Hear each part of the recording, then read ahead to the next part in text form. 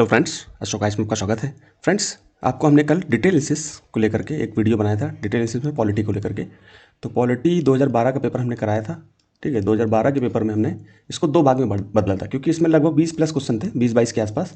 तो इसलिए इसको बड़ा न बनाने के चक्कर में, क्योंकि 20 क्वेश्चन थे और हमने डिटेल में एनालिसिस करना है। डिटेल का मतलब आप देख ही रहे होंगे कि डिटेल का मतलब क्या हो रहा है, कि हम कुछ भी नहीं छोड़ रहे हैं।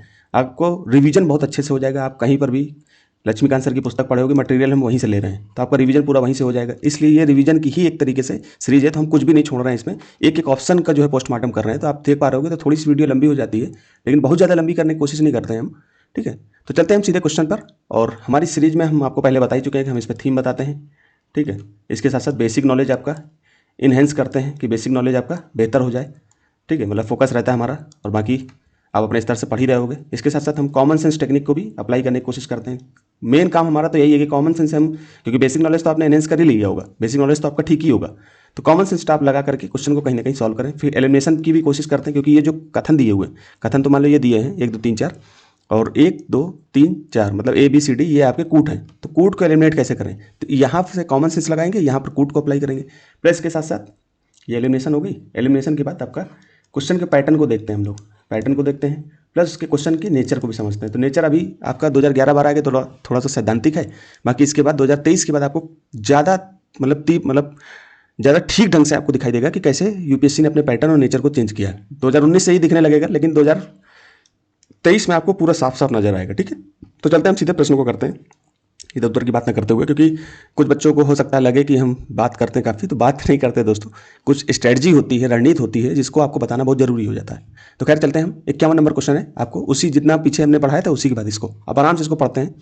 लोक निधि के फल उत्पादक, अब देखिए हिंदी में थोड़ा सा ये ऐसे ही लिखते हैं, तो हमने इंग्लिश का भी लगा रखा है, ये आप देख सकते हो यहाँ पर। इंग्लिश जिनको लग रहा तो इंग्लिश में भी इसको पॉज करके आराम से देख लें। ठीक है, यहाँ लोक निधि के फल उत्पादक और आसक्ति प्रयोग, ये होता क्या है कि हम लोगों ने 2012 के पेपर को जिनसे टाइप कराने के लिए बोला, उन्होंने क्या किया कि 2012 का पेपर आप डाउनलोड करोगे तो बहुत ज़्यादा कटा पिटा है, मतलब इतनी ज़्यादा उसमें त्रुटियां हैं कि अगर ठीक से कोई यूपीएससी की तैयारी जिसने नहीं किया तो वो शब्दों को ही नहीं पकड़ पाएगा। ठीक है, तो थोड़ी दिक्कत है, लेकिन 2013 से बिल्कुल सही चलने लगेगा। हालांकि फिर भी यहाँ पर 99% चीज़ें हम लोग बिल्कुल करेक्ट दे रहे हैं।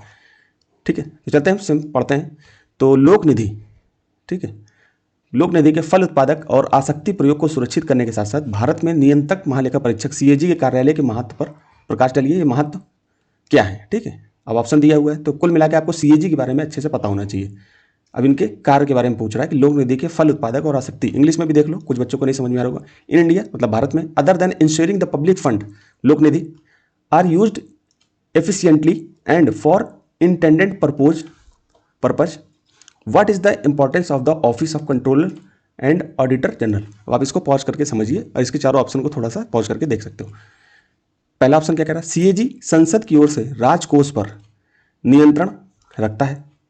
जब भारत का राष्ट्रपति राष्ट्रीय आपात या वित्तीय आपात घोषित करता है, जब वित्तीय आपात घोषित करता है तो CAG संसद की ओर से राजकोष पर नियंत्रण रखता है क्या? ऐसा आपने कभी पढ़ा है? ऐसा कुछ सोचिए कि ऐसा कुछ हमने देखा क्या? तो आपको थोड़ा सा डाउट लगने लगेगा यहाँ पर, लेकिन फिर भी हम इसको रोक के रखते हैं, क्योंकि हमें कॉमन सेंस अप्लाई करना है। हमें हर चीज़ पता भी नहीं होगी, लेकिन हम लोग थोड़ी सी चीज़ों को बेसिक नॉलेज में हमने CAG के बारे में थोड़ा पढ़ा, लेकिन यहाँ पर हमको हो सकता है कि डाउट हो कि ये चीज़ें नहीं समझ में आ रही कि ये सही है कि गलत, लेकिन फिर भी हम जब ऐसी चीज़ हो तो इसको रोक देते हैं।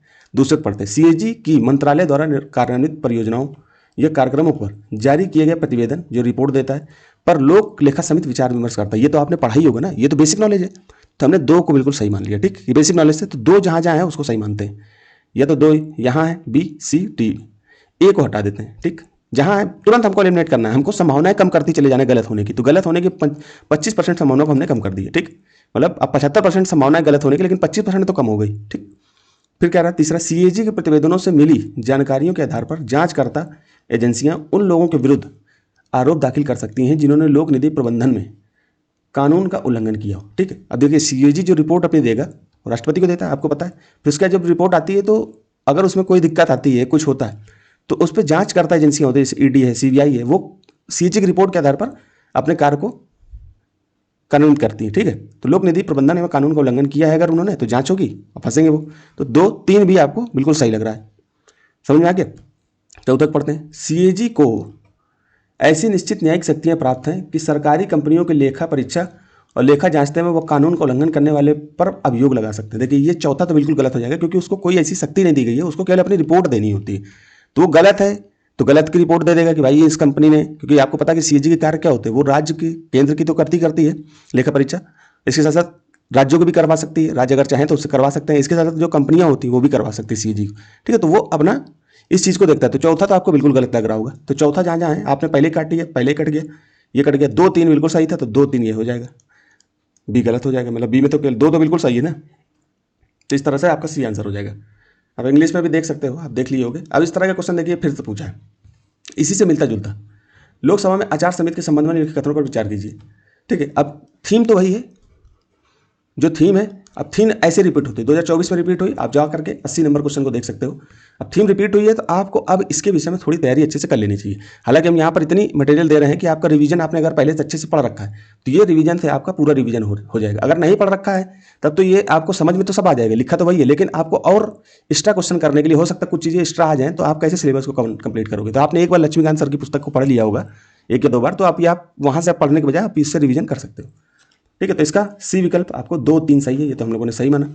अब हम लोग कहला गलत क्यों है, तो भारत का सीएजी ब्रिटेन के सीएजी के विपरीत राजकोष पर नियंत्रण नहीं रखता। तो एक आपको यहाँ जानकारी ये मिल गई कि हमारे यहाँ तो राजकोष पर नियंत्रण नहीं रखता है, लेकिन ब्रिटेन का जो सीएजी वो राजकोष पर नियंत्रण रखता है, ये याद रखना। उसका काम पैसा खर्च होने के बाद उसकी लेखा परीक्षा करना है। किसकी, सीएजी की, भारत की बात कर रहा है, ठीक। उसका काम जैसे मान लो कि बजट पेश हुआ, ठीक, जो बच्चे बिगिनर उनको बजट पेश हुआ, बताया गया कि रोड बनाने के लिए 50 लाख करोड़ रुपए आवंटित किए गए। मैं एग्जांपल बता रहा हूँ, ठीक। 50 लाख करोड़ रुपए आवंटित किए गए। अब 50 लाख करोड़ में उन्होंने रोड पे कितना खर्च किया इसकी जांच करता है। अगर उसने कुछ घपलेबाजी करी तो वो दिखा देगा। तो उसका काम पैसा खर्च होने के बाद उसकी लेखा परीक्षा करना है, ऑडिटिंग करना है। आपको पता होगा कि ऑडिटिंग भी होती है बैंकों में, जब बैंक प्राइवेट सेक्टर के हो या गवर्नमेंट सेक्टर के हो, वो अपनी ऑडिटिंग भी कराते हैं जब फरवरी मार्च के आसपास, जब वित्तीय वर्ष लागू होने वाला होता है नया। उससे पहले तो आपको पता कि तो ये क्या होता है ऑडिटिंग की, कितना पैसा हमने लिया, कितना खर्च किया, कितना लोन दिया, ये सब चीज़ों की ऑडिटिंग होती रहती है। उसी तरह सरकार के पैसे की भी होती है। साथ ही राजकोष पर नियंत्रण संसद का होता है, ना कि आपात के दौरान सीएजी का, ठीक है। तो संसद का नियंत्रण होता है। अब इससे भी आप कॉमन सेंस भी सोचो कि संसद का नियंत्रण क्यों होगा, क्योंकि ये जो पैसा होता है जनता का होता है, और जनता के पैसे की अनुमति जनता से ही लेनी पड़ेगी। अब जनता तो इतनी सारी है पूरे भारत में, सब जाके संसद में बताएगी कि हमारे पैसे क्यों खर्च कर रही है वो, तो अपने प्रतिनिधि भेजती है। तो लोकसभा विधानसभा में एमएलए और लोकसभा में एमपी, ये हमारे प्रतिनिधि जाते हैं, ये हमारे तरफ से निर्णय लेते हैं, यही चीज़ तो है। तो संसद का काम है। तो सिंपल इस तरह से भी सोचते तो भी आपका पहला क्वेश्चन गलत हो जाता।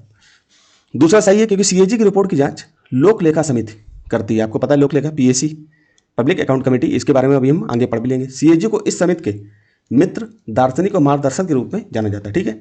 सीएजी को इस समिति, कौन सी समिति, पीएसी की समिति के लिए मित्र भी माना जाता है। भाई सीएजी किसका मित्र, पीएसी के पब्लिक अकाउंट कमेटी का मित्र है, उसका फिलोसफर है, दार्शनिक है, उसका मार्गदर्शक भी है, ठीक। तीसरा सही है, क्योंकि यद्यप सीएजी खुद किसी पर मुकदमा नहीं चला सकता, आपको पता है उसके पास ऐसी कोई शक्ति नहीं, लेकिन उसकी रिपोर्ट में उजागर की गई वित्तीय अनियमितताओं के आधार पर प्रवर्तन एजेंसी है, प्रवर्तन एजेंसी आपको पता है जैसे सीबीआई हो गई, ईडी हो गई, जैसे सीबीआई या ईडी दोषियों के खिलाफ कार्रवाई कर सकती है, ठीक है। तो ये बात आपको समझ में आ गई होगी।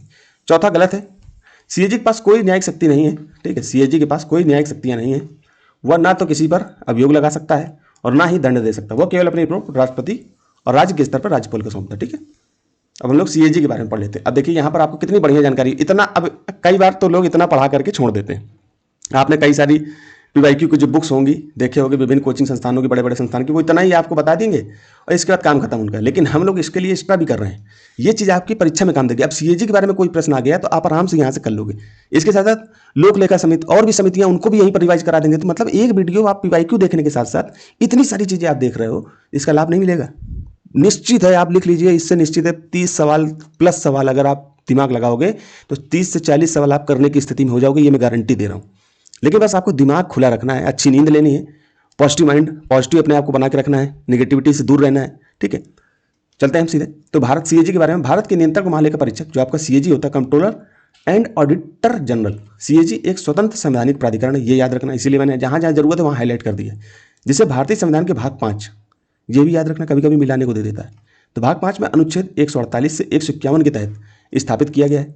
पीसीएस में यही सवाल आ जाते हैं, लिख देता है सीएजी और लिख देगा सामने भाग 5। अब आपको पता ही नहीं है कि भाग 5 में आता है कि 6 में आता है, ठीक है। तो दिक्कत यही होती है, तो यहीं पर आप उसको दिमाग में रख लो। डॉक्टर बी आर अम्बेडकर ने संविधान का सबसे महत्वपूर्ण अधिकारी कहा था, किसको?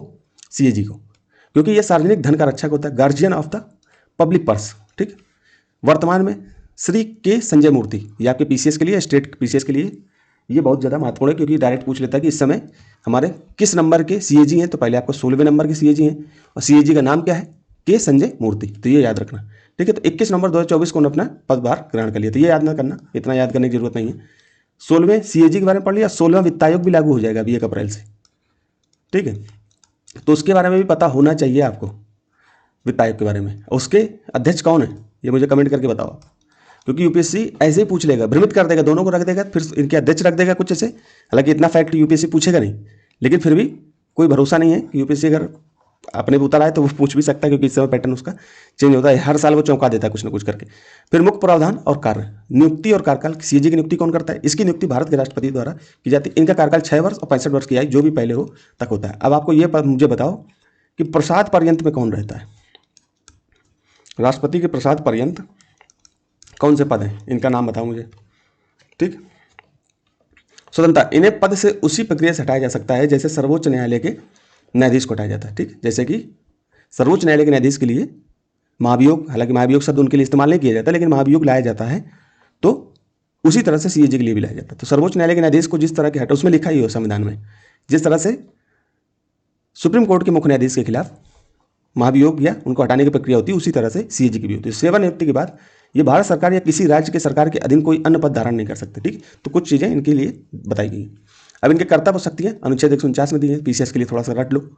यह केंद्र और राज्य सरकारों को सभी खर्चों और प्राप्तियों का लेखा परीक्षण ऑडिट करते हैं, ये तो मैंने पहले बता दिया। ये सरकारी कंपनियों, सरकार से वित्त पोषित अन्य निकायों के खातों की भी जाँच करता है। तो ये मोस्ट इंपॉर्टेंट है, यहीं पर यूपीएससी खेलता है। जितनी भी टेस्ट सीरीज वगैरह देखोगे तो यहीं पर से उठा करके रख देते हैं कि वो प्राइवेट कंपनियों की भी लेखा परीक्षा करता है क्या? तो ऐसा कुछ है, तो यहाँ पर सामने लिखा हुआ है। तो सरकारी कंपनियों और सरकार से वित्त पोषित, जो सरकार से वित्त पोषित अन्य कंपनियों, अन्य निकायों के खातों की भी जांच करता है। ठीक, ये सुनिश्चित करते हैं कि सरकारी पैसा उसी काम के लिए और उसी सीमा में खर्च किया गया है जिसके लिए संसद में अनुमति। रोड बनाने के लिए ही पैसा दिया गया है, तो रोड बनाने के लिए ही पैसा खर्चा हो। ठीक, ये नहीं कि रोड बनाने के लिए दिया गया और जब आपके पता चल रहा है कि किसी एमएलए का, किसी एमपी का घर बन रहा है, बंगला बन रहा है। ठीक, यही भ्रष्टाचार सामने आ जाएगा और फिर आप के ऊपर कार्रवाई हो जाएगी।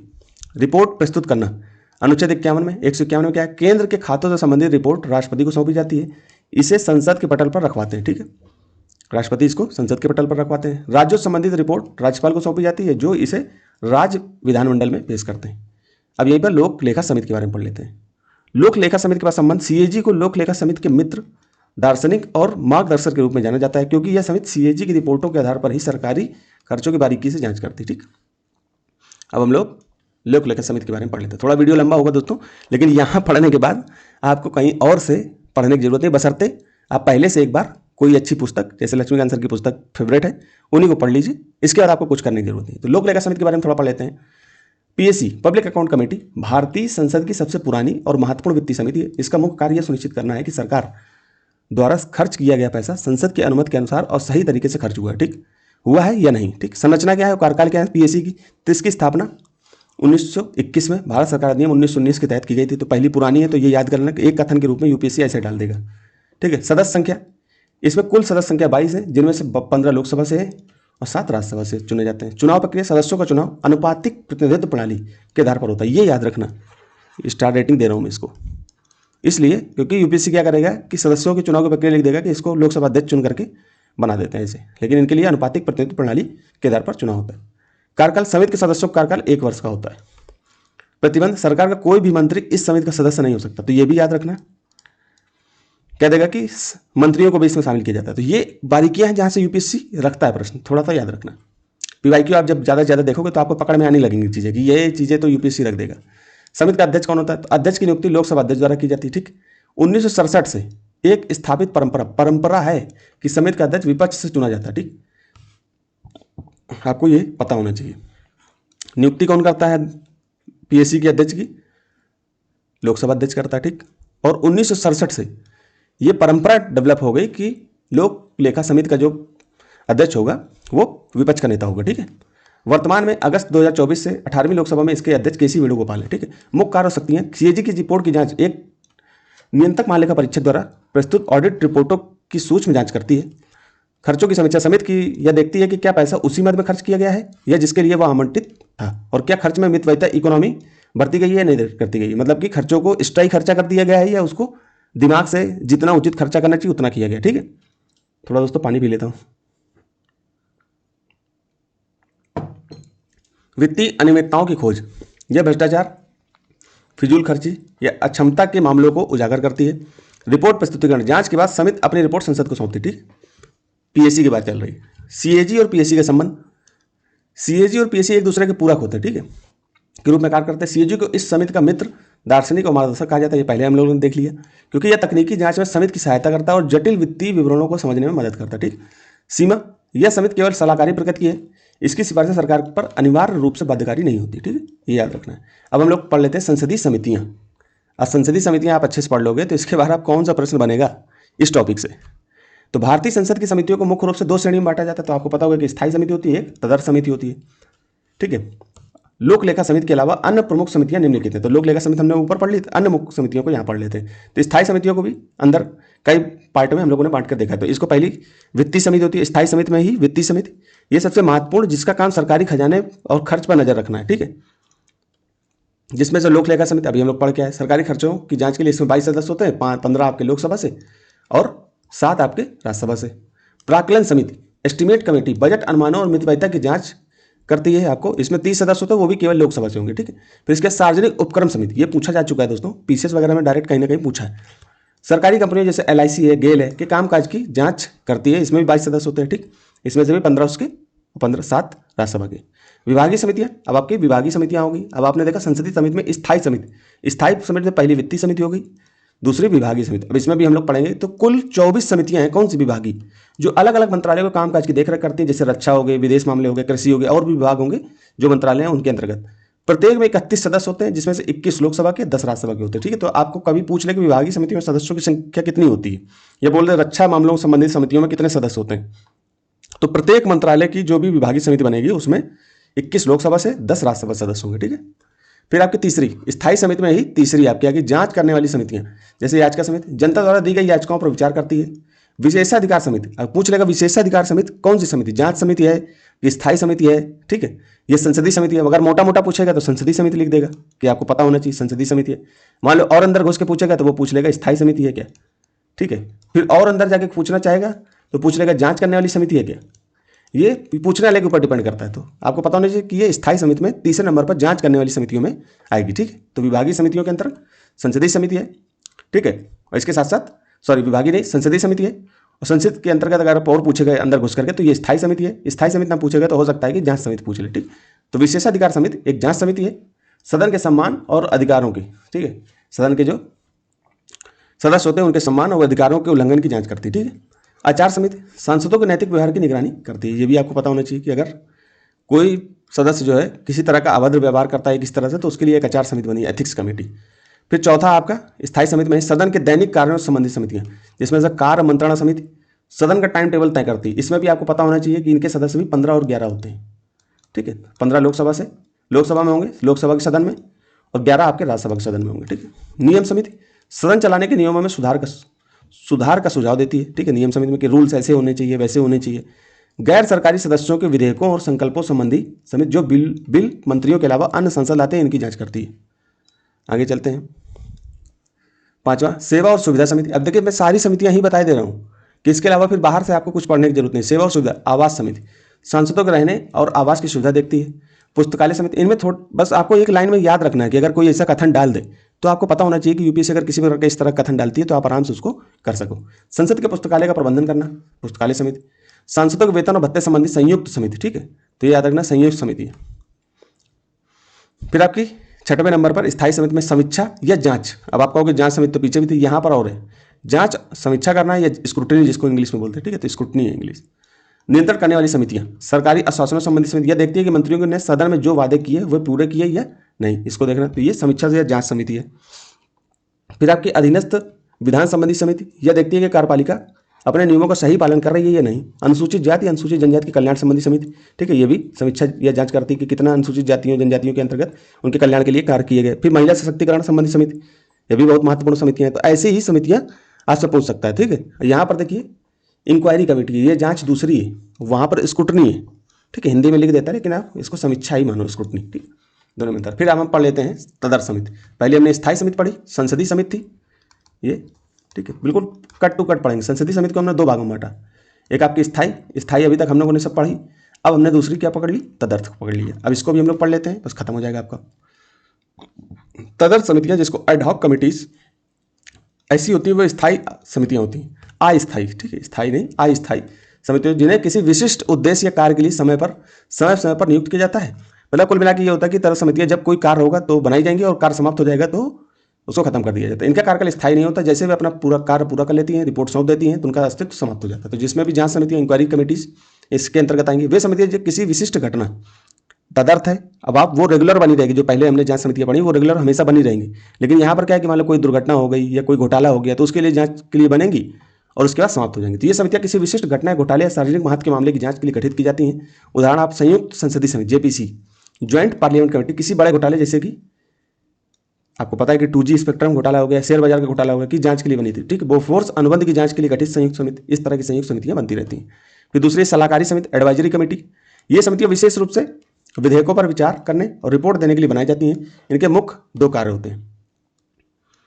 दूसरा है आपकी प्रवर समिति, ठीक, और संयुक्त प्रवर समिति। तदर्थ समिति के अंतर्गत दो समितियां होती हैं आपकी, एक सलाहकारी समिति, एक आपकी जांच समितियां। सलाहकारी समितियों को भी हम दो भागों में बांट के देखते हैं कि प्रवर समिति और संयुक्त प्रवर समिति। प्रवर समिति, इसमें केवल एक ही सदन के सदस्य होते हैं जो किसी विशेष बिल की सूक्ष्मता से जांच करते हैं, सूक्ष्म से, ठीक है, पॉइंट दर पॉइंट। और संयुक्त प्रवर समिति, ज्वाइंट सेलेक्ट कमेटी, इसमें दोनों सदनों, लोकसभा और राज्यसभा के सदस्य शामिल होते हैं, ठीक है। तो ये याद रखना आपको। कुछ अन्य महत्वपूर्ण तदर्थ समितियां भी बना दी जाती हैं, जिसमें से जैसे कि अन्य हैं, ये इनको बहुत ज़्यादा अंदर जाने की जरूरत नहीं, जैसे रेलवे अभिसमय समितियां, रेलवे कन्वेंशन कमेटीज, संसद परिसर में सुरक्षा संबंधी संयुक्त समिति, विरासत संरक्षण संबंधी संयुक्त समिति, ठीक है। तो ये विशेष कुछ जो है बना दी जाती हैं, कुछ महत्वपूर्ण तदर्थ समितियां हैं, तो इनको ये चीज़ें याद कर लेना। फिर विशेष तथ्य, यद्यपि ये समितियां अस्थायी होती हैं लेकिन इनकी रिपोर्ट सदन के विधायी और जांच कार्य में महत्वपूर्ण भूमिका निभाती है। तो ये जो तीनों हैं ये कैसी हैं, अस्थायी टाइप की हैं, ठीक है। इनकी रिपोर्ट सदन के विधायी और जांच कार्य में महत्वपूर्ण भूमिका अदा करती हैं। तो थोड़ा सा टाइम लगा दोस्तों क्वेश्चन को करने वाले में, लेकिन हम लोग एक एक क्वेश्चन को विस्तार से चर्चा करनी है, इसलिए हम लोग इसको पढ़ेंगे। तो आप अब तीसरा, ये 53वां क्वेश्चन आपको पढ़ना है। तो भारत के प्रधानमंत्री की नियुक्ति के समय, अब सिंपल पढ़ो, यह जरूरी नहीं है कि वह संसद के दोनों सदनों में से एक का आवश्यक रूप से सदस्य हो, परंतु उसे 6 माह के अंदर आवश्यक रूप से दोनों में से एक सदन का सदस्य हो जाना चाहिए, ठीक है। अब आपको लग रहा होगा कि हो सकता है, सोचो, ध्यान लगाओ, आपको लगेगा कि नहीं सही तो यही लग रहा है, लेकिन अभी हम रोक देते हैं, हो सकता है कि आप लोगों को डाउट हो। लेकिन दूसरा पढ़ते हैं, जरूरी नहीं कि वह संसद के दोनों सदनों में से एक का आवश्यक रूप से सदस्य हो, परंतु उसे 6 माह के अंदर लोकसभा का सदस्य हो जाना चाहिए, ठीक है। लग रहा होगा कि ये भी सही लग रहा है, तो ध्यान से पढ़ोगे तो आपको समझ में आ जाएगा कौन सा सही है।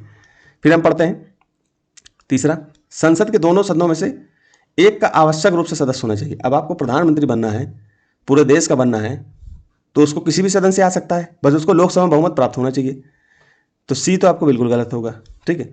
आवश्यक रूप से लोकसभा का सदस्य होना चाहिए, लोकसभा का ही क्यों, राज्यसभा का भी होना चाहिए। आप तो प्रधानमंत्री के संबंध में पढ़े ही होगे, मंत्री के संबंध में भी पढ़े होगे कि मंत्री किसी भी सदन का हो सकता है, ठीक है। बी पढ़ते हैं, जरूरी नहीं कि वो संसद के दोनों सदनों में से किसी एक का आवश्यक रूप से सदस्य हो, परंतु उसे 6 माह के अंदर लोकसभा का सदस्य होना चाहिए। लोकसभा क्यों, राज्यसभा का भी हो सकता है, तो हमने बी को भी काटा, तो सिंपल एक ही बचा, यही सही होगा। और ये बात पूरी तरह से सही भी लिखी गई है, आप इसको पढ़ सकते हो कि वह संसद के दोनों सदनों में से किसी एक का आवश्यक रूप से सदस्य हो, परंतु उसे 6 माह के अंदर आवश्यक रूप से दोनों में से एक का सदस्य होना जरूरी होता है। मतलब कहीं पर भी सदस्य नहीं है, मान लो कि कोई व्यक्ति है, मोदी जी, मान लो कि वो न तो एमपी हैं और न तो राज्यसभा के एमपी है, न तो लोकसभा के एमपी हैं, ठीक है।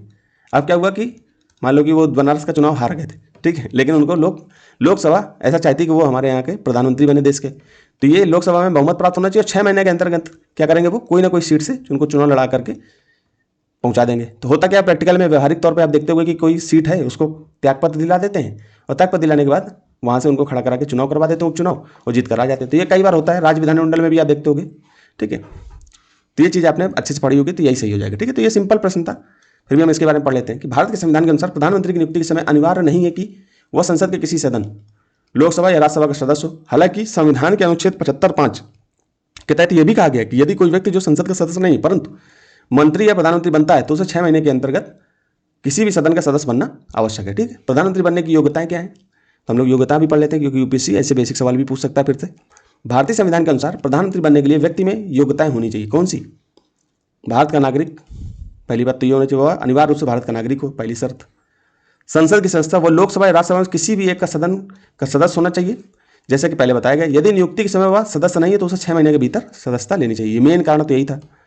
न्यूनतम आयु, यदि वह लोकसभा का सदस्य है तो न्यूनतम आयु उसकी 25 वर्ष होनी चाहिए, और राज्यसभा का होगा तो न्यूनतम 30 वर्ष होनी चाहिए, और वह केंद्र या राज्य सरकार के अधीन किसी लाभ के पद पर नहीं होनी चाहिए, ऑफिस ऑफ प्रॉफिट पर नहीं होना चाहिए। ये भी पता होना चाहिए आप लोगों को। प्रधानमंत्री की शक्तियां क्या हैं? पावर्स हम लोग यहाँ से पूछ सकता है प्रश्न, यहीं से पूछता ही है। प्रधानमंत्री को सरकार का वास्तविक प्रमुख, रियल एग्जीक्यूटिव माना जाता है। उनकी शक्तियों को 3 मुख्य भागों में बांटा जा सकता है। मंत्री परिषद के संबंध, मंत्रियों का चयन, आपको पता है मंत्रियों का चयन कौन करता है? प्रधानमंत्री करता है, और राष्ट्रपति से उनकी शपथ दिलाता है, सिफारिश करता है राष्ट्रपति को कि फलाने नाम के मंत्रियों को बना दो मंत्री। तो वह राष्ट्रपति को उन व्यक्तियों के नाम की लिस्ट देता है, सिफारिश करता है कि जिन्हें मंत्री नियुक्त किया जाना चाहिए। मान लो गडकरी साहब हैं, उनको मंत्री बनाना है, तो क्या करेंगे? गडकरी साहब का नाम कौन जो है प्रधानमंत्री मोदी जी किसको देंगे? पीएम मोदी जी राष्ट्रपति को देंगे, और राष्ट्रपति उनको मंत्री बना देगा। ठीक है, तो ये लिस्ट बना के देते हैं कि ये फेरबदल चलता रहता है। ठीक है, और विभागों का आवंटन, मंत्रियों के बीच विभागों मतलब पोर्टफोलियोज का बंटवारा, उनके फेरबदल प्रधानमंत्री करता है। तो आपको पता होगा फेरबदल होते रहते हैं बीच बीच में। बैठकों की अध्यक्षता, वो मंत्रिपरिषद की बैठकों की अध्यक्षता करता है कौन? प्रधानमंत्री, उनके निर्णयों को प्रभावित करता है। तो मंत्रिपरिषद की बैठक होगी तो उसमें जो है प्रधान कौन होता है? प्रधानमंत्री होता है। राष्ट्रपति के संबंध में मुख्य सलाहकार होता है, वह राष्ट्रपति और मंत्रिपरिषद के बीच संवाद का काम करता है। तो मान लीजिए राष्ट्रपति है, हमारे प्रेसिडेंट साहब है, बीच में आपके पीएम होंगे, और ये मंत्रिपरिषद है। मंत्रिपरिषद में खुद भी मंत्री होता है वो पीएम, लेकिन मंत्रियों में प्रमुख होता है। तो मंत्रियों और राष्ट्रपति प्रेसिडेंट के बीच में एक सेतु का काम करता है। ठीक है, मुख्य माध्यम होता है। नियुक्तियों में सलाह, महत्वपूर्ण अधिकारियों जैसे महान्यायवादी, कैग, मुख्य चुनाव आयुक्त आदि की नियुक्तियों के संबंध में राष्ट्रपति को सलाह देता है। ठीक है, तो बोलता है, आपको पता है कि प्रधानमंत्री जो बोलेगा वही होता है प्रैक्टिकल में, संसद के संबंध में। लेकिन आप प्रैक्टिकल पे न जाकर के जो किताबों में लिखा हुआ उसको ज़्यादा महत्व दो, क्योंकि वहीं से प्रश्न बनते हैं। बाकी व्यवहारिक चीज़ें भी थोड़ी थोड़ी जानते रहो न्यूज़ वगैरह से। संसद के संबंध में क्या होता है? सत्र बुलाना, वह राष्ट्रपति को संसद का सत्र बुलाने या उसे स्थगित करने की सलाह देता है, ये याद रखना। लोकसभा भंग करना, वह किसी भी समय राष्ट्रपति से लोकसभा को भंग करने की सिफारिश कर सकता है। नीतियों की घोषणा, वह सदन के पटल पर सरकार की मुख्य नीतियों कार्यक्रमों की घोषणा करता है। ठीक है, तो पॉलिसीज की घोषणा कौन करता है? प्रधानमंत्री करता है, और सदन के पटल पर बोलता है। इसके अतिरिक्त प्रधानमंत्री नीति आयोग और राष्ट्रीय एकता परिषद जैसे महत्वपूर्ण संस्थाओं का अध्यक्ष होता है। तो नीति आयोग का अध्यक्ष होगा, उपाध्यक्ष दूसरा व्यक्ति होता है। ठीक है, अरविंद पनगड़िया पहले थे, अब कौन है? कमेंट करके मुझे बताओ। अब अरविंद पनगड़िया जी को किसका अध्यक्ष बना दिया गया है, ये भी बताओ मुझे। परसीमन आयोग, परसीमन आयोग के संदर्भ में 54 नंबर क्वेश्चन है, ए सीरीज है, 2012 का पेपर चल रहा है, आपको पता ही है। कथनों पर विचार कीजिए, पर लिखा है, कटा पीटा था इसलिए दिक्कत हुई है। पहला नंबर, परसीमन आयोग के आदेशों को किसी न्यायालय में चुनौती नहीं दी जा सकती। अब आप सिंपल आपको पढ़ना है, ऐसे संबंधित प्रश्न पूछा जा चुका है। दूसरा पढ़ते हैं, परसीमन आयोग के आदेश जब लोकसभा अथवा राज्य विधानसभा के सम्मुख रखे जाते हैं तब उन आदेशों में कोई भी संशोधन नहीं किया जा सकता। अब ये फैक्ट है, ये थोड़ा आपको पता होना चाहिए। यहाँ पर कॉमन सेंस बहुत कम अप्लाई होगा, जब आपको थोड़ा सा पता होगा तो ये आराम से हो जाएगा। ठीक है, और ये 2024 में प्रश्न भी पूछा है, 71 नंबर प्रश्न है, ए सीरीज का, आप जाकर के देख लीजिए। दिसंबर 2023 तक भारत सरकार कितने परसीमन आयोग गठित किए हैं? आगे हम लोग पढ़ेंगे भी, आपको पता भी होगा, आपने सही भी किया होगा। अब परसीमन आयोग के आदेश, परसीमन आयोग के आदेश को किसी न्यायालय में चुनौती नहीं दी जा सकती। ये तो आपने पढ़ा ही होगा कि परसीमन की तो ये मूलभूत विशेषता है ही कि अगर वो कोई निर्णय, मान लो कि ऐसे तो फिर न्यायालय पर केसों की बम्बार्डमेंट हो जाएगी। हर राज्य कहेगा कि हमारे यहाँ गलत किया गया, हमारे राज्य में कुछ और किया गया, उसने राज्य में कुछ और किया गया। तो इस तरह से ये पहला वाला चुनौती नहीं दी जा सकती, बिल्कुल सही है। परसीमन आयोग के आदेश जब लोकसभा अथवा राज्य विधानसभा के सम्मुख रखे जाते हैं तो उन आदेशों में कोई भी संशोधन नहीं कर सकता, मतलब आप संशोधन नहीं होगा। ठीक है, तो ये भी बात सही है। तो ये फैक्ट था, इस तरह से हम लोग सी को मानते हैं। जहाँ फैक्ट होंगे वहाँ पर सीधे पढ़ के निकलेंगे, क्योंकि वहाँ पर क्वेश्चन पे बहुत ज़्यादा दिमाग नहीं लगाना है। हमको सीखने वाली जहाँ चीज़ होगी, क्योंकि यहाँ पर आपको नॉलेज ही गेन करना है, तो बेसिक नॉलेज आप जाकर के बुक से पढ़ो। तो परसीमन आयोग जाकर के पढ़ लेना, ठीक। बाकी यहाँ पर हम खुद ही आपको बता दे रहे हैं। और जहाँ पर हमें सीखने की जरूरत होगी, कॉमन सेंस होगा, एलिमिनेशन होगा, तो वहाँ पर हम कुछ ना कुछ सोचने का सोचेंगे। वही विचार आपको भी लगाना है, दिमाग लगाना है कि इस तरह से सोचो, उस तरह से सोचो, ठीक है। पढ़ते हैं स्पष्टीकरण। परसीमन आयोग भारत में एक अत्यंत शक्तिशाली और स्वतंत्र निकाय है। तो ये याद रखना, पूछ लेगा कि वो केंद्र सरकार का निकाय है या कुछ कर देगा कि किसी के अधीन निकाय है। तो ये स्वतंत्र निकाय है। इसके संबंध में दोनों कथन सही है। संविधान के अनुच्छेद 329 के अनुसार निर्वाचन क्षेत्रों के परसीमन, सीटों के आवंटन संबंधित किसी भी कानून की वैधता को किसी भी न्यायालय में चुनौती नहीं दी जा सकती। ये देखिए, परसीमन आयोग के आदेशों का प्रभाव कानून के समान होता है, ठीक है। जो उनके कानून होंगे उसी की तरह होता है, एक तरीके से कानून ही होता है। कथन 2, आयोग के आदेशों को जब लोकसभा या संबंधित राज्य की विधानसभा के समक्ष प्रस्तुत किया जाता है तो इन सदनों को उन आदेशों में किसी भी प्रकार का संशोधन या बदलाव का अधिकार नहीं होता। सदन केवल उन्हें देख सकते हैं लेकिन उनमें बदलाव नहीं कर सकते। ठीक है, तो ये थोड़ा सा आपको ध्यान रखना है। अब हम डिलिमिटेशन कमीशन के बारे में पढ़ लेते हैं, परसीमन आयोग के बारे में पढ़ लेते हैं कि और क्या क्या हमें एक्स्ट्रा जानकारी इससे ले लेनी चाहिए। तो परसीमन आयोग भारत में एक स्वतंत्र उच्च अधिकार प्राप्त निकाय है, बॉडी है, जिसका मुख्य कार्य देश के विभिन्न निर्वाचन क्षेत्रों जैसे लोकसभा और विधानसभा, आपको पता है अभी जम्मू कश्मीर का हुआ था लास्ट में, आपने देखा होगा कि सीमाओं को फिर से निर्धारित करता है। भाई जनसंख्या बढ़ती रहती है, अब आपको पता है 10 लाख पर एक सीट है, जनसंख्या बढ़ गई ज़्यादा, मान लो 20 लाख होगी तो वहाँ पर 2 सीटें कर दो भाई, है ना। फिर ऐसे प्रतिनिधित्व तो कैसे हो पाएगा, तो सीटों को बढ़ाना घटाना, क्षेत्र को बढ़ाना घटाना, ये चीज़ चलता रहता है। कभी कभी होता है कि मान लो कि एक जगह जनसंख्या 12 लाख है और बगल की जनसंख्या जो है 10 लाख है, तो हो सकता है कि इसके कुछ सांसदों को इधर भी ट्रांसफ़र कर दें, इसका क्षेत्र कुछ बढ़ा करके कर दें कि ये संसदीय क्षेत्र इसको भी कवर करेगा, तो ऐसा कुछ करके हम कर सकते हैं। यहाँ इसके बारे में विस्तार से जानकारी दी गई है। उद्देश्य और कार्य, समान प्रतिनिधित्व, इसका मुख्य उद्देश्य यह सुनिश्चित करना है कि प्रत्येक निर्वाचन क्षेत्र में जनसंख्या का प्रतिनिधित्व लगभग समान हो। ठीक है भाई, ये तो बात हमें की गई है। सीमाओं का पुनर्निर्धारण, जनगणना संसद के ताज़ा आंकड़ों के आधार पर यह चुनावी क्षेत्रों की भौगोलिक सीमाओं को तय करता है। ठीक, संसद जनगणना के आधार पर ही होता है। आरक्षित सीटें, आपको पता है कि अनुसूचित जाति अनुसूचित जनजाति के लिए आरक्षित सीटें होती हैं। यह अनुसूचित जनजातियों के लिए आरक्षित सीटों की संख्या उनके क्षेत्रों का भी निर्धारण करता है, ये भी पता होना चाहिए आपको। कोई संशोधन नहीं होगा, यही बात तो बोली गई थी। अब जब इसके आदेश लोकसभा या विधानसभा के समक्ष प्रस्तुत किए जाते हैं या समक्ष रखे जाते हैं तो सदन उनमें कोई बदलाव या संशोधन नहीं कर सकता। ठीक है, तो ये बात बिल्कुल पक्की है। 5वां आपका भारत में परसीमन का इतिहास, 4 बार परसीमन हो चुका है। 1952 में, ठीक है, परसीमन आयोग अधिनियम 1952 बना तो उसके तहत हुआ। फिर 1963 में हुआ तो परसीमन आयोग अधिनियम 1962 बना था तो 63 में हुआ परसीमन।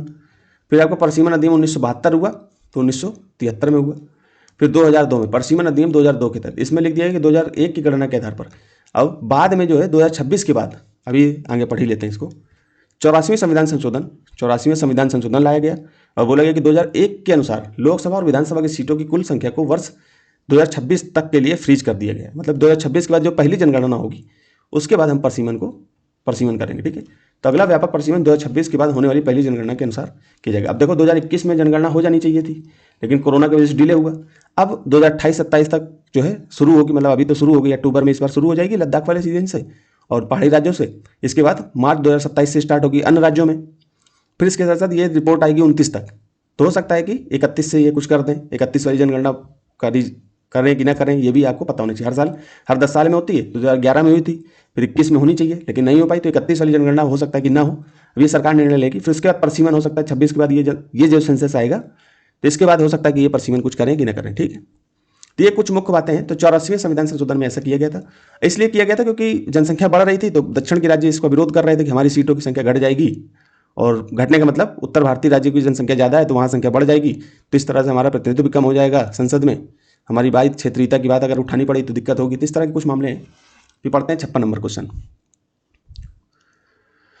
भारतीय संविधान के अनुसार भारत के राष्ट्रपति का यह कर्तव्य है कि वे निम्नलिखित में से किसको या किनको संसद के पटल पर रखवाए, किस चीज़ को वो संसद के पटल पर लिखवाते। तो आपको ये पता होना चाहिए संघ वित्त आयोग की सिफारिशों को। तो आपको पता है वित्त आयोग अपनी रिपोर्ट राष्ट्रपति को देता है तो राष्ट्रपति रखते हैं, तो आपको ये बात तो बिल्कुल कंटेस्ट होगी, बेसिक नॉलेज है, इसमें कहीं पर भी कोई अलग चीज़ नहीं। तो जहाँ जहाँ एक है, अब यहीं पर कॉमन सेंस आपने लगाया, बेसिक नॉलेज लगाया, अब एलिमिनेशन लगाने की बारी आई। तो एलिमिनेशन में आपने एक बिल्कुल सही, तो या तो एक सही होगा या तो सी सही होगा या तो डी सही होगा, बी को हटाया आपने। अब लोक लेखा समिति के प्रतिवेदन, अब आपको पता होगा लोक लेखा समिति को हम लोग पीछे पढ़ चुके हैं कि लोक लेखा समिति के प्रतिवेदन को कहाँ रखता है। तो ये तो दो तो थोड़ा सा गलत लग रहा है ना, दो तो आपको थोड़ा सा गलत लग रहा होगा, तो दो को अपनी रोक लेते हैं। ठीक, ये बात तो बिल्कुल हमें गलत लग रही थी। तो दो जहाँ जहाँ उसको अभी हम काटेंगे नहीं लेकिन रखेंगे। नियंत्रण का महालेखा परीक्षा के प्रतिवेदन, तो सीएजी जो अपनी रिपोर्ट देता है वो तो राष्ट्रपति को देता है, राष्ट्रपति किसको रखता है, संसद में रखवाता है। ये तो आपने पढ़ा था, तो 3 तो बिल्कुल सही हो जाएगा। चौथा पढ़ते हैं अनुसूचित जाति आयोग के प्रतिवेदन का। तो आपको पता है कि अनुसूचित जाति के प्रतिवेदन को भी राष्ट्रपति को दिया जाता है, राष्ट्रपति संसद में रखते हैं। तो 1, 3, 4 बिल्कुल सही। दो थोड़ा सा हमको लग रहा है कि दो तो बिल्कुल गलत होगा, क्योंकि लोक लेखा समिति के प्रतिवेदन को राष्ट्रपति के पास नहीं भेजा जाता, उसको संसद में ही रख करके उसकी जांच के लिए शुरू किया जाता है। ठीक है, तो आपको दो गलत लग रहा हो, तो एक सही है, दो गलत है। तो दो तो पहले हमने इसको काट लिया, दो यहाँ भी काट लिया और 3 भी सही है, तो इस तरह से सी आंसर सही हो जाएगा, बाकी गलत हो जाएंगे। अब इस तरह क्वेश्चन देखिए, ये पूछा गया, इसी से मिलता जुलता। निम्नलिखित कथनों पर विचार कीजिए। अब आप देखो, इस तरह के आयोग पूछे, अनुसूचित जाति आयोग। अब आपको धीरे से इन्होंने पिछड़ा वर्ग आयोग को यही से रखा कि अनुसूचित जाति आयोग पूछा, अगली बार इनकी ऑप्शन को उठा करके यहाँ प्रश्न रख दिया। इस तरह से कितने सांविधिक निकाय हैं। तो आपकी ये मतलब एक तरीके से जो निकाय हैं, बॉडीज़ हैं, संवैधानिक बॉडीज है, और वो अपनी रिपोर्ट किसको देती है, ये थोड़ा सा ध्यान में रखना है। तो ये चीज़ें ऐसे पढ़ोगे तो ये प्रश्न आपके थीम आधारित है, तो थीम आपकी रिपीट की, ठीक है। फिर आप देखो केंद्रीय बजट, ये पूछा निम्नलिखित कथनों पर विचार कीजिए। प्रधानमंत्री की ओर से केंद्रीय वित्त मंत्री संसद के दोनों सदनों के समक्ष वार्षिक वित्तीय विवरण रखते हैं। हालांकि यहाँ राष्ट्रपति होना चाहिए, लेकिन यूपीएससी ने इसको सही माना था, ठीक है। तो इसको देख लेना, फिर इसको भी पढ़ लेना कि ये क्या चीज़ें हैं, ठीक है। हम क्वेश्चन को सीधे पढ़ते हैं, आंसर सी सही है, बी गलत है। आपको पता है कि बी हमारा लोक लेखा समिति नहीं होगा, तो बी पढ़ते हैं आगे क्यों गलत है। भारत के राष्ट्रपति का संवैधानिक कर्तव्य है कि वे निम्नलिखित रिपोर्टों को संसद के प्रत्येक सदन, लोकसभा और राज्यसभा के पटल पर रखवाएंगे, ठीक है। तो ये बात बिल्कुल सही है। संघ वित्त आयोग की सिफारिशें अनुच्छेद 281 के तहत राष्ट्रपति वित्त आयोग की प्रत्येक सिफारिश और उस पर की गई कार्यवाही के ज्ञापन को संसद के सामने रखवाते हैं। नियंत्रण मालिका परीक्षक सीएजी के प्रतिवेदन अनुच्छेद 151 के तहत अनुसार संघ के लेखाओं के संबंध में नियंत्रक मालिका परीक्षक सीएजी की रिपोर्ट राष्ट्रपति को सौंपी जाती है, जिसे वे संसद के पटल पर रखवाते हैं, ठीक। फिर अनुसूचित जाति आयोग के प्रतिवेदन अनुच्छेद 338 के खंड 6 के तहत यह आयोग अपनी वार्षिक रिपोर्ट राष्ट्रपति को देता है, जिसे राष्ट्रपति संसद के प्रत्येक सदन पर रखवाते हैं, ठीक। तो बेसिक जानकारी है, ये थोड़ी सी आप लोगों को दे देते हैं। अन्य विकल्प गलत क्यों, तो लोक लेखा समिति वाली चीज़ गलत क्यों है, तो लोक लेखा समिति का प्रतिवेदन यार संसदीय समिति है, तो आपने हम लोगों ने पढ़ा ही था, जिसकी रिपोर्ट सीधे संसद विशेषकर लोकसभा अध्यक्ष को प्रस्तुत की जाती है। राष्ट्रपति इस रिपोर्ट को संसद के पटल पर रखवाने का कोई संवैधानिक कर्तव्य नहीं है, ठीक है। तो ये बात बिल्कुल इसी आधार पे हमने भाई पीछे हमने पढ़ा, तो अब उस सवाल को अगली बार गलती ना हो, तो इस चीज़ को ध्यान में रखा जाता है। राष्ट्रपति द्वारा अन्य रिपोर्ट भी संसद के पटल पर रखवाए जाते हैं। तो भारतीय संविधान के अनुसार उपयुक्त 3 प्रतिवेदन जैसे वित्त आयोग, सीएजी और राष्ट्रीय अनुसूचित जाति आयोग के अतिरिक्त राष्ट्रपति निम्नलिखित रिपोर्ट को भी संसद के पटल पर रखवाते हैं। वार्षिक वित्तीय विवरण आपको पता है, लेकिन वहाँ पर अभी पिछली बार यूपीएससी ने यहाँ पर ये चीज़ थोड़ी सी गलत की है, हालांकि उन्होंने इसका आंसर भी मान लिया। अब यूपीएससी किस भी है पे मान रहा है, हर जगह हम लोगों ने इसको राष्ट्रपति पढ़ा था, ठीक है। ये क्वेश्चन देखते हैं तो कुछ चीज़ें समझ में आती है, हालांकि छोटी मोटी गलतियाँ हो जाती हैं। हम लोग आयोग की तरफ ये नहीं बोलेंगे कि आयोग ऐसा कर रहा है वैसा कर रहा है, आयोग का जो काम है वो तो कर ही रहा है, हमको अपने स्तर से सुधार करना है। तो वार्षिक वित्तीय विवरण बजट अनुच्छेद 212 के तहत राष्ट्रपति प्रत्येक वित्तीय वर्ष के लिए भारत सरकार की अनुमानित प्राप्तियों व्यय का विवरण, जिसे हम बजट कहा जाते हैं, ठीक है, बजट जिसे बजट कहा जाता है, संसद के दोनों सदनों के समक्ष रखवाते हैं। फिर यूपीएससी की वार्षिक रिपोर्ट, जो परीक्षा आप दे रहे हो, तो अनुच्छेद 323 के अनुसार यूपीएससी अपनी वार्षिक कार्य रिपोर्ट राष्ट्रपति को सौंपता है, जिसे वे एक ज्ञापन मेमोरेंडम के साथ संसद के समक्ष प्रस्तुत करते हैं। इस ज्ञापन में उन मामलों के कारण बताए जाते हैं जहां आयोग की सलाह नहीं मानी गई थी, ठीक है। फिर आगे देखते हैं राष्ट्रीय अनुसूचित जाति आयोग NCST का प्रतिवेदन अनुच्छेद 338 के तहत यह आयोग अपनी रिपोर्ट राष्ट्रपति को देता है, जिसे वे संसद के पटल पर रखवाते हैं, ये हम लोगों ने पढ़ा भी। राष्ट्रीय पिछड़ा वर्ग आयोग का प्रतिवेदन अनुच्छेद 338B के माध्यम से NCBC को संवैधानिक दर्जा मिलने के बाद इस रिपोर्ट को भी राष्ट्रपति द्वारा संसद के समक्ष रखे। पहले इनको राष्ट्रीय जो है पिछड़ा वर्ग आयोग को दर्जा, संवैधानिक दर्जा नहीं मिला था, तो इस कारण से ये संसद को, राष्ट्रपति को नहीं देते थे अपनी रिपोर्ट, लेकिन अब वो संवैधानिक दर्जा मिल गया तो ये अपनी रिपोर्ट राष्ट्रपति को देते हैं, तो इसको भी लोग रखवाते हैं। 2 चीज़ें आपको पता होंगी। तो अब आपको ये बताओ कि राष्ट्रीय अनुसूचित जनजाति आयोग और राष्ट्रीय अनुसूचित जाति आयोग दोनों अलग कैसे हो गए, कब किए गए थे, कौन से संविधान संशोधन से, तो 89वां संविधान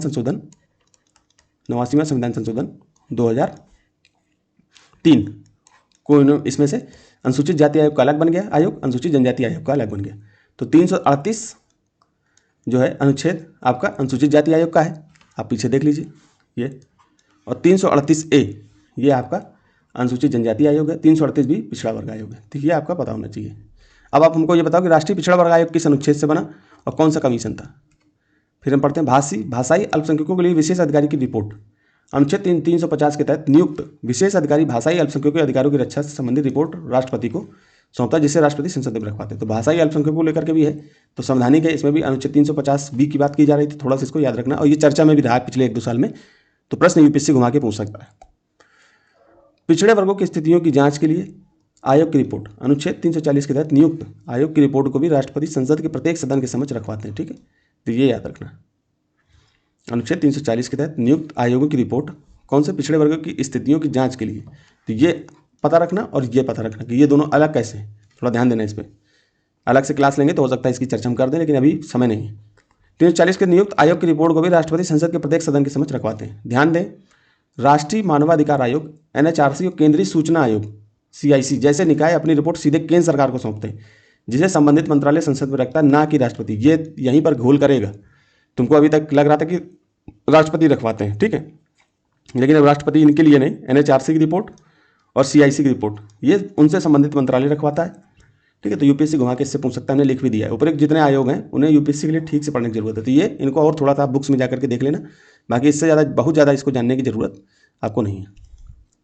फिर पढ़ते हैं, तो लोकसभा देखिए बार बार विधानसभा लोकसभा विधानसभा लोकसभा, मतलब विधानसभा का मतलब संसद, और लोकसभा राज्यसभा, इसी संबंधित बार बार प्रश्न आ रहे हैं। तो ये थोड़ा ध्यान रखना कि ये आपका थीम जो है बहुत ज़्यादा इंपॉर्टेंट है। विधायिका हमने पहले आपको बता भी चुके हैं कि इसको आपको अच्छे से पढ़ना है, और डिटेल डेली टारगेट में, जो हमारा डेली टारगेट प्रोग्राम चल रहा है उसमें हम बीच बीच में ये चीज़ बताते रहते हैं। यहाँ पड़ता है लोकसभा और राज्यसभा के बीच गतिरोध की किस स्थिति या किन स्थितियों में संसद की संयुक्त बैठक बुलाई जाती है। तो आपको ये चीज़ें बेसिक है, संयुक्त बैठक किस किस में बुलाई जाती है, तो ये बेसिक चीज़ें आपको पता होनी चाहिए कि साधारण विधि निर्माण को पारित करने की स्थिति में, अगर साधारण कोई विधि है उसको पारित करने के लिए संयुक्त बैठक बुलाई जा सकती है। यह वित्त विधेयक है उसके लिए भी बुलाई जा सकती है, लेकिन धन विधेयक के मामले में नहीं बुलाई जाएगी। तो आपको ये बेसिक चीज़ें पता होनी चाहिए। धन विधेयक को पारित करने की स्थिति में संयुक्त बैठक नहीं बुलाई जाती। तो 2 गलत हो गया, तो बी गलत हो गया और आपका डी गलत हो गया। तो एक बिल्कुल सही है, तो ये बिल्कुल हम लोग पढ़ते भी हैं, वैसे भी सही मान लीजिए। 3 आपका निर्धारित कर देगा कौन सा सही है। संविधान संशोधन विधेयक को पारित करने की स्थिति में, आपको पता संविधान संशोधन विधेयक है उसको जो है संयुक्त बैठक उसके लिए भी नहीं बुलाई जाती, तो 3 भी गलत हो गया। तो आपका केवल एक आंसर हो गया। इस तरह का प्रश्न 2023 में फिर पूछा। इस तरह और भी पूछे गए हैं इसी थीम से, लेकिन जो सीधे मिल रहा है उसी को हमने यहाँ पर लगाया। आप इसको पॉज करके देख लीजिए, ठीक है। सेम इसी के ऑप्शन को उठा के पूछ लिया है, ठीक है। आप देखो, इसको पढ़ो, यहाँ पर समझ में आ जाएगा। मैं इसको पढ़ नहीं रहा हूँ, सेम इसी के ऑप्शन को उठा के, तो ऑप्शन रिपीट करता है, तो इसको ध्यान रखना है। इस प्रश्न का सही उत्तर विकल्प ए है, हम लोगों ने पढ़ा। भारतीय संविधान के अनुच्छेद 108 के अनुसार संयुक्त बैठक का प्रावधान किया गया, आपको पता है। साधारण विधि निर्माण, ऑर्डिनरी बिल्स, जब एक सदन द्वारा पारित विधेयक को दूसरा सदन अस्वीकार कर दे या संशोधन पर असहमति न हो तो 6 महीने से अधिक समय तक लंबित रहे, मतलब अगर विधेयक 6 महीने से अधिक समय तक लंबित रहे तो राष्ट्रपति गतिरोध दूर करने के लिए संयुक्त बैठक बुला सकता है कि भाई इसको निपटारा करो, कानून बनाओ मिल करके। तो वो कानून लगभग बन ही जाता है, क्योंकि संयुक्त बैठक में लोकसभा की संख्या ज़्यादा ही रहती है, तो उसमें मतदान होता है, लोकसभा में उसमें जीत जाती है, मतलब एक तरीके से वो प्रस्ताव पारित हो जाता है। धन विधेयक के मामले में लोकसभा के पास विशेष शक्तियाँ होती हैं, राज्यसभा इसे केवल 14 दिनों तक रोक सकती है, इसलिए इसमें गतिरोध की स्थिति नहीं बनती और संयुक्त बैठक का कोई प्रावधान भी नहीं होता है। संविधान संशोधन विधेयक, कॉन्स्टिट्यूशनल अमेंडमेंट बिल्स, अनुच्छेद 368 के तहत संविधान संशोधन विधेयक को प्रत्येक सदन द्वारा अलग अलग विशेष बहुमत से पारित करना अनिवार्य है, इसमें संयुक्त बैठक का प्रावधान नहीं है, ठीक है। तो ये भी बात सही है, तो ये यहीं से हमने रिपीट कर लिया, याद कर लिया। अब हम लोग प्रमुख जानकारी बुलाना। संयुक्त बैठक भारत के राष्ट्रपति द्वारा बुलाई जाती है, इसकी अध्यक्षता लोकसभा के अध्यक्ष करते हैं, ठीक है। अब तक के उदाहरण, भारत के इतिहास में अब तक केवल 3 संयुक्त बैठक बुलाई जा चुकी है, जिसमें दहेज निषेध विधेयक 1961, बैंकिंग सेवा आयोग विधेयक 1978 और POTA ये 2002। तो ये याद रखना, ये महत्वपूर्ण है। तो यूपीएससी को बदल के रख देगा, अब तक 4 बार कर चुके, 5 बार कर चुके, इसी तरह से करता है। तो आपको पता होना चाहिए 3 बार, बस 3 बार याद कर लो। संविधान के अनुच्छेद 108 के तहत बुलाई गई संयुक्त बैठक की अध्यक्षता और प्रक्रिया से जुड़ी मुख्य बातें यहाँ दी गई हैं। तो इसका प्रिसाइडिंग ऑफिसर कौन होता है या अध्यक्षता कौन करता है, तो संयुक्त बैठक की अध्यक्षता का क्रम इस प्रकार होता है। लोकसभा अध्यक्ष सबसे पहले वही अध्यक्षता करते हैं। लोकसभा उपाध्यक्ष, यदि अध्यक्ष अनुपस्थित हो तो लोकसभा का उपाध्यक्ष करेगा। यही चीज़ तो सदन में भी होती है, क्योंकि लोकसभा का थोड़ा सा इसमें एक तरीके से वेटेज ज़्यादा, मतलब वेटेज का मतलब एक तरीके से भाई पास, एक तरीके से लोकसभा के ही कोई भी विधेयक संयुक्त बैठक में आया तो लोकसभा ही पास करा ले जाती है उसको, ये पता ही होगा। तो राज्यसभा के उपसभापति, यदि ऊपर के दोनों पद खाली हों या अगर स्पीकर नहीं है, ठीक है, तो डिप्टी स्पीकर करेगा, डिप्टी स्पीकर करेगा। अगर डिप्टी स्पीकर भी नहीं है तो आप ये मत सोच लेना कि लोकसभा के 10 तालिका होती है प्रिसाइडिंग ऑफिसर की, मतलब कि लोकसभा अध्यक्ष की 10 तालिका में से किसी एक को करना पड़ेगा, जैसे कि लोकसभा अध्यक्ष के मामले हम लोगों ने पढ़ा था। यहाँ पर राज्यसभा के उपसभापति को, यदि ऊपर के दोनों पद खाली हैं तो ये अनुपस्थित हो तब राज्यसभा के सभापति वे कभी भी संयुक्त बैठक की अध्यक्षता नहीं करते। तो ये आपको पता होना चाहिए, क्योंकि वह संसद के किसी भी सदन के सदस्य नहीं होते, ठीक है। तो संसद के भाई वो तो उपराष्ट्रपति होता है ना सभापति, तो वो तो करता ही नहीं है। राज्यसभा का उपसभापति, अगर वो स्पीकर भी नहीं है, डिप्टी स्पीकर भी नहीं है, तो राज्यसभा का उपसभापति करते हैं। यदि ऊपर के दोनों पद खाली हैं या अनुपस्थित हो तो राज्यसभा के उपसभापति उसको संभालेंगे, ठीक है। महत्वपूर्ण संवैधानिक प्रावधान, गणपूर्ति, बैठक शुरू करने के लिए दोनों सदनों की कुल सदस्य संख्या का 1/10 भाग उपस्थित होना चाहिए। मान लो कि 543 सदस्य हैं तो आपको लगभग 54 के आसपास सदस्य होने चाहिए लोकसभा में। ये संयुक्त बैठक की है, गणपूर्ति है। राज्यसभा में आपको 240 मान लो है तो मोटा मोटा 24 सदस्य होने चाहिए। तो लगभग आपको 24 और 54 कितने हो गए, 68 सदस्य के आसपास होने चाहिए, ठीक है। 78 के आसपास होने चाहिए। निर्णय प्रक्रिया, संयुक्त बैठक में विधेयक साधारण बहुमत, उपस्थित और मतदान करने वाले सदस्यों का बहुमत से पारित किया जाता है। चूंकि लोकसभा की सदस्य संख्या राज्यसभा से बहुत अधिक है, इसलिए आमतौर पर इसमें लोकसभा का पक्ष भारी रहता है, ठीक है। वही चीज़ हमने जो बताई। नियम, इस बैठक की कार्रवाई लोकसभा के नियमों के अनुसार चलती है, ना कि राज्यसभा। उसी आधार पर तो हम लोगों ने पीछे माना कि या तो लोकसभा अध्यक्ष करेगा इसकी अध्यक्षता। अगर लोकसभा अध्यक्ष नहीं है तो लोकसभा के नियम में भी वही होता है कि लोकसभा में अगर कोई बैठक है तो अध्यक्ष अगर नहीं है तो उपाध्यक्ष करेगा। अगर उपाध्यक्ष नहीं है तो 10 जो है प्रिसीडिंग ऑफिसर की तालिका होती है। तो लोकसभा में उसमें 10 सदस्य होते हैं, राज्यसभा में उसमें 6 सदस्य होते हैं। तो इन 10 में से कोई एक करेगा, लेकिन संयुक्त बैठक के मामले में इन 10 को नहीं चुना जाता, क्योंकि उसमें राज्यसभा, संयुक्त बैठक में राज्यसभा भी मालूम है, तो राज्यसभा के उपसभापति को उसमें शामिल कर लिया जाता है। ठीक है, और सभापति नहीं होता क्योंकि वो संसद का सदस्य नहीं होता है। फिर पढ़ते हैं, भारतीय संविधान द्वारा प्रदत्त नागरिकों के मूल कर्तव्यों निम्नलिखित में से क्या है। अब ये देखिए फैक्चुअल थोड़ा सवाल है, आपको मूल कर्तव्य 11 के 11 पता होने चाहिए। मतलब एक तरीके से जब आप दिन में एनसीईआरटी पढ़ते हो तो शुरू में ही आपको ये 11 मूल कर्तव्य दिए रहते हैं, तो ये आपको एक दो बार देख लेने चाहिए, जिससे क्या कि आपको पता होना चाहिए। फिर सिंपल इसमें कॉमन सेंस भी लगाते हैं कि मिश्रित सांस्कृतिक समृद्धता विरासत की रक्षा करना, मान सकते हैं क्योंकि इसको सामाजिक संस्कृति है, मिली जुली संस्कृति है हमारी, तो ये तो बात की गई है। ठीक है, सामाजिक संस्कृति, लेकिन हम इसको रोक के रखते हैं, चलो नहीं पता है भाई। दूसरा देखते हैं, सामाजिक अन्याय से कमजोर वर्गों की रक्षा। अब कर्तव्य में कोई ऐसी बात, कर्तव्य के लिए कोई कानून नहीं बनता है, वो अलग बात है कि कोई 11 कर्तव्य में से कोई एक कर्तव्य के लिए अलग से कानून बना दिया जाए, लेकिन ये ध्यान में नहीं रखा जाता कि कर्तव्य है तो इसीलिए कानून में आप इसके लिए अगर इसका उल्लंघन किया गया तो आप कोर्ट में जा सकते हो, ऐसा नहीं होता। ठीक है, इसके जैसे मान लो झंडा संहिता की बात है तो झंडा संहिता कर्तव्य में दिया गया, लेकिन झंडा संहिता के लिए अलग से कानून भी बना दिया गया। ठीक है, ध्वज संहिता नियम। अब कह रहा सामाजिक अन्याय, मान लो कोई वर्ग है, गरीब है, या कोई समाज में नीचे की जाति का है, ठीक है, दलित है, उसके प्रति अगर कमजोर वर्गों के प्रति अगर कोई उल्लंघन हो जाता है, उसके अधिकारों की कोई अवहेलना कर देता है, तो इस तरह से आप जो है यहाँ पर कोई कर्तव्य नहीं दिएगा, उसके खिलाफ कार्रवाई होगी, तो उसके लिए कानून बना हुआ था। दो तो बिल्कुल गलत हो गया ना, तो ये कर्तव्य नहीं है, इसके लिए कानून है, इसको मूल अधिकार में इसकी बात की गई, तो ये अधिकार है। ठीक है, अलग से कानून भी बनाए गए हैं, अधिनियम भी बनाए गए हैं, तो ये दो बात तो गलत होगी। तो दो जहाँ जहाँ गलत है उसको हटा दो, पहला गलत, दूसरा गलत, तीसरा गलत, सी आंसर। लेकिन अब यहाँ तो आपने इतना कॉमन सेंस लगा के इसको कर लिया, लेकिन मैं कहता हूँ कि आपको सीधे मूल कर्तव्य याद होना चाहिए, क्योंकि आगे डीपीएसपी में इसी तरह के सवाल पूछे हैं और बिल्कुल उन्होंने छोटी छोटी सी गलतियां करके आपको दी हैं और उसमें आप फंस जाओगे। इसलिए मैं 11 से 11 आपको मूल कर्तव्य याद कर लेने चाहिए। वैज्ञानिक मनोदशा, खोज की भावना का विकास करना, ये भी बात बिल्कुल सही है। वैयक्तिक और सामूहिक कार्यकलापों के सभी में उत्कृष्टता के लिए प्रयत्न करना, ये भी बात बिल्कुल सही है। अब यूपीएससी ने 2025 में इसी संबंधित प्रश्न फिर पूछ लिया, एक ऑप्शन को यहाँ पर रख दिया। अब एक ऑप्शन भी आप अगर कर लोगे तो कहीं ना कहीं सही होने की संभावना आपकी बढ़ जाएगी उस प्रश्न की। ठीक है, बाकी ये छुटपुट से सवाल है, ये नॉर्मल है, लेकिन आपको पता होना चाहिए। हमारी सामाजिक संस्कृति की समृद्ध विरासत का महत्व समझना, उसका परीक्षण करना, यहाँ पर भी वही सामाजिक मिश्रित समृद्धि का विरासत की रक्षा करना। ठीक है, मिलता जुलता, उसी को उठा के इसी ऑप्शन को यहाँ रख दिया, इसी ऑप्शन। तो यही यूपीएससी करता है। अब इस तरह से आप अगर पढ़ लोगे तो यूपीएससी का कोई भी प्रश्न आपका छूटेगा नहीं दोस्तों। ठीक है, अब आपको ये पढ़ना है तो इसको आप पॉज करके पढ़ लोगे, इसको पढ़ना ही पड़ेगा। चलो मैं पढ़ देता हूँ। भारतीय संविधान के अनुच्छेद 51A के तहत नागरिकों के लिए निर्धारित मूल कर्तव्यों के आधार पर कथनों पर विचार विश्लेषण किया है इस प्रकार। मिश्रित संस्कृति की समृद्ध विरासत की रक्षा। अब यहाँ के पर मिश्रित की जगह सामासिक भी रख सकता है, एक ही बात होती है, जिसको हम मिली जुली संस्कृति भी बोल देते हैं। सामासिक सा है, ठीक है, इसको हम सामासिक संस्कृति, मिली जुली संस्कृति, जिसको गंगा जमुना तहजीब भी बोल देते हैं। ठीक है, यह अनुच्छेद, क्योंकि आपको पता है कि हमारे देश में विविधता बहुत है, तो हमारी संस्कृति की विरासत, समृद्धता की विरासत की रक्षा होनी चाहिए। तो अनुच्छेद 51F के अंतर्गत एक मूल कर्तव्य जो नागरिकों को हमारी सामाजिक संस्कृति, वही चीज़ कि गौरवशाली परंपरा का महत्वपूर्ण समझने, उसका परीक्षण करने का निर्देश करता है। ठीक, दूसरा गलत कि सामाजिक अन्याय से कमजोर वर्ग की रक्षा, यह मूल कर्तव्य नहीं है, यह अनुच्छेद 46 के साथ राज्य का नीति निषेध तत्व का हिस्सा है। तो इसके तहत राज्यों ने कानून बनाया है जिसके अनुसार राज्य कमजोर वर्गों, विशेष रूप से अनुसूचित जातियों, अनुसूचित जनजातियों के शैक्षिक और आर्थिक हितों को बढ़ावा दे, उन्हें सामाजिक अन्याय को बचाएगा। ठीक है, तो हमने वहाँ मूल अधिकार बोला, मतलब उसके लिए कानून बना सकते हैं कमजोर वर्गों के लिए अगर इस तरह से कुछ होता है। ठीक है, तो वो चीज़ें हैं। तीसरा, वैज्ञानिक और मनोदशा, क्योंकि ज़्यादा से ज़्यादा क्वेश्चन में कॉमन सेंस से ही कराने की कोशिश करता हूँ, विशेष ज्ञान नहीं देना आपको, क्योंकि हर चीज़ आप पढ़ नहीं पाओगे। तो एक सामान्य जानकारी आपके पास होगी तो आप क्वेश्चनों को आराम से टैकल कर लोगे। वैज्ञानिक मनोदशा, खोज की भावना का विकास करना, यह अनुच्छेद 51AH के तहत एक मूल कर्तव्य है जो वैज्ञानिक दृष्टिकोण, मानववाद, ज्ञानार्जन तथा सुधार की भावना के विकास पर जोर देता है। अब आप एक चीज़ मुझे थोड़ा सा बताना कि मानववाद क्या होता है और एक मानवतावाद क्या होता है, जिसको पता हो मुझे कमेंट करके बताएं। ठीक है, चौथा है वैयक्तिक और सामूहिक कार्यकलापों के सभी क्षेत्र में उत्कृष्टता के लिए प्रयत्न करना है। अनुच्छेद 51A का J के अंतर्गत शामिल है ताकि राष्ट्र निरंतर बढ़ते हुए प्रयत्न और उपलब्धि की नई ऊंचाइयों को छू सके। ठीक है, तो ये चीज़ पता होनी चाहिए। भारतीय संविधान के अनुच्छेद 51 है जिसका भाग 4A के तहत नागरिकों के लिए कुल 11 मूल कर्तव्य निर्धारित किए गए हैं। ये कर्तव्य 42वें संशोधन 1976 जोड़े गए थे, जबकि 11वां कर्तव्य 2002 में जोड़ा गया। यही यहाँ उनकी पूरी सूची दी है, तो इसको आप पॉज करके पढ़ लेना। ठीक है, अब इसको नहीं पढ़ूंगा मैं, ये क्योंकि मूल कर्तव्य है, ये आप कहीं से भी पढ़ सकते हो, लेकिन यहाँ पर मैंने आपको दे दिए 11-11।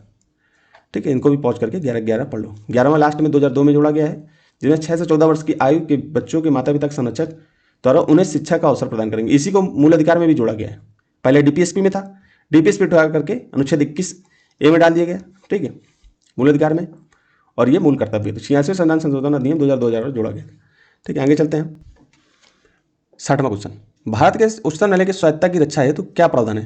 तो उच्चतम न्यायालय के न्यायाधीशों की नियुक्ति करते समय भारत के राष्ट्रपति की भारत के मुख्य न्यायाधीश से विचार विमर्श करना पड़ता है। तो ये बात थोड़ी सी सही लग रही होगी, ये तो बिल्कुल सही लग रहा है कि ये बात तो गलत नहीं है, ये तो सही है। ठीक है, तो थोड़ा सा आपने पढ़ा होगा, फिर भी हम रोक के लगते हैं कि चलो इसको रोक लेते हैं। अब यहाँ पर मान लो कि दूसरा पढ़ते हैं, उच्चतम न्यायालय के न्यायाधीशों को केवल भारत के मुख्य न्यायाधीश द्वारा ही हटाया जा सकता है। अब आप कहोगे कि संसद का काम क्या है?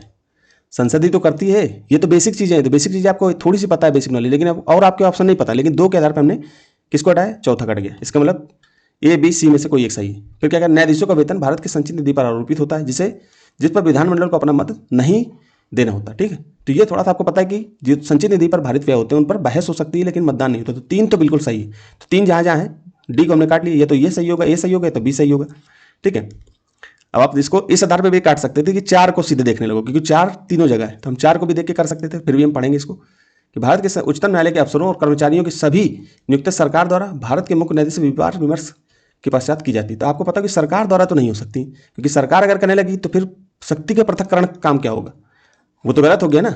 तो ये चौथा तो गलत हो गया, शक्ति के पृथक। तो चौथा जैसे गलत किया तो आपको सीधे ही ए आंसर आ जाएगा। लेकिन हम उस आधार पर भी कर रहे थे कि 2 गलत है, 2 को गलत मान रहे थे, तो 2 के आधार पर डी को काटा, 3 सही है और 1 सही है। 3 के आधार पर हमने इसको सही माना, या तो बी सही होगा और या तो ए सही होगा, लेकिन हमने पहले ए को सही मान लिया था, तो इस आधार पर ए सही हो गया। और या तो चौथे पे आ जाते, तो चौथे के आधार पर तीनों को एलिमिनेट करते, सीधे आंसर आ जाता। सीधे हम पढ़ते हैं। थोड़ा सा जो है पेन पढ़ते समय मैंने इसको लगा दिया था। भारतीय संविधान के अनुच्छेद 124(2) के तहत राष्ट्रपति को उच्चतम न्यायालय के न्यायाधीशों की नियुक्ति करते समय भारत के मुख्य न्यायाधीश CJI से विचार विमर्श करना अनिवार्य है। वर्तमान कोलेजियम प्रणाली के अनुसार यह विचार विमर्श राष्ट्रपति के लिए बाध्यकारी होता है। ठीक है, तो पहला सही है। दूसरा गलत क्यों? उच्चतम न्यायालय के न्यायाधीशों को केवल मुख्य न्यायाधीश द्वारा नहीं हटाया जा सकता, उन्हें हटाने के लिए संसद के दोनों सदनों में विशेष बहुमत से प्रस्ताव पारित होना आवश्यक है, जिसके बाद राष्ट्रपति उन्हें पद से हटाने का आदेश जारी कर सकता है। तो दोनों सदनों में, तो इस आधार पर गलत हो गया था। तीसरा विषय, न्यायाधीशों का वेतन और अन्य प्रशासनिक व्यय भारत की संचित निधि पर भारित होते हैं, कंसोलिडेटेड फंड ऑफ इंडिया पर भारित होते हैं। इस पर संसद या विधानमंडल में चर्चा तो हो सकती है, लेकिन मतदान नहीं होता, जिससे न्यायपालिका की वित्तीय स्वायत्तता बनी रहती है। ठीक, फिर आगे चलते हैं। चौथा गलत क्यों है? उच्चतम न्यायालय के अफसरों और कर्मचारियों की नियुक्तियां सरकार के द्वारा नहीं, बल्कि स्वयं भारत के मुख्य न्यायाधीश या उनके द्वारा निर्देशित किसी अन्य न्यायाधीश अधिकारी द्वारा की जाती है। संविधान का अनुच्छेद 146 न्यायालय को अपना कर्मचारी वर्ग चुनने की स्वतंत्रता देता है, ताकि बाहरी हस्तक्षेप न हो। तो बाहरी हस्तक्षेप का मतलब वही शक्ति पृथक्करण का मामला आप सिंपल सोचते हैं तो सही हो जाता। आपको पता है कि मतलब कि एक क्षेत्र दूसरे क्षेत्र में हस्तक्षेप नहीं कर सकता। विधायिका कार्यपालिका में नहीं कर सकती, कार्यपालिका न्यायपालिका में नहीं कर सकता। लेकिन हमारे यहाँ क्या है कि विधायिका और कार्यपालिका को एक ही तरह से मान लिया जाता है, क्योंकि विधायिका से ही कुछ लोग निकल करके कार्यपालिका के सदस्य बनते हैं। ठीक है, तो कार्यपालिका भी 2 तरह से होती है। कार्यपालिका को भी हम 2 भाग में, एक स्थायी एक अस्थायी।